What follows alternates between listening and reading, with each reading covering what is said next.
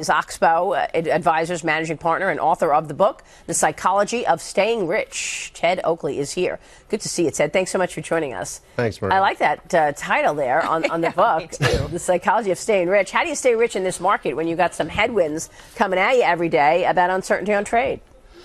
Well, I think what you have to do now is really try to find value, and it's been tougher. I will tell you, this quarter particularly brought it back to where we were in October, which was hard for us to find value at that point. When you screen stocks and look for value, you're having a tougher time now. And so you should have we have at least some liquidity, and that's what helps us in this situation. So how much cash are you in right now? In the stock accounts, we're about 30% cash right now. We were last October, and then we put some to work in December, and then we had some things that hit our points of value that we took out, and so we're back to where we were again.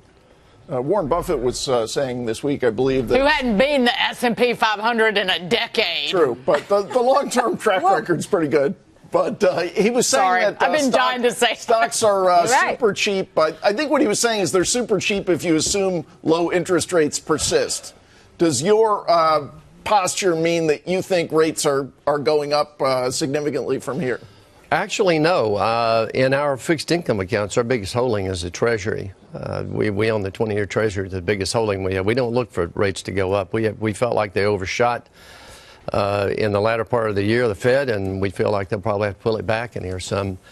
I think to a certain degree, and his comments about that is that the stocks have already discounted that to a high degree, because if you look at where they are today relative to that, they priced that in, I think. So earnings were considerably better in the first quarter than anybody expected. Do you think that's going to be the case over the next couple of quarters, or what's your general outlook for corporate earnings? You know, Liz, they were better on on consensus. True. If you looked at real earnings and really where the numbers were relative to where they were in the second, third quarter last year, we're not doing as well. And I suspect that the second and third quarter, they'll be under some pressure. I'm not saying they lose money. I'm just saying the comparisons won't be as good. So you're in 30% cash right now. Are there any areas to hide as you wait for a better opportunity to get into this market?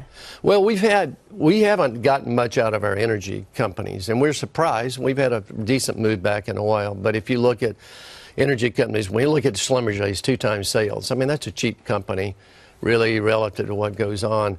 And, you know, I think you can hide in some income items as well. But if you look at most of the FANG stocks, for example, they haven't done what they did last year. You know, they've had to move back up, but generally they're not at a new high.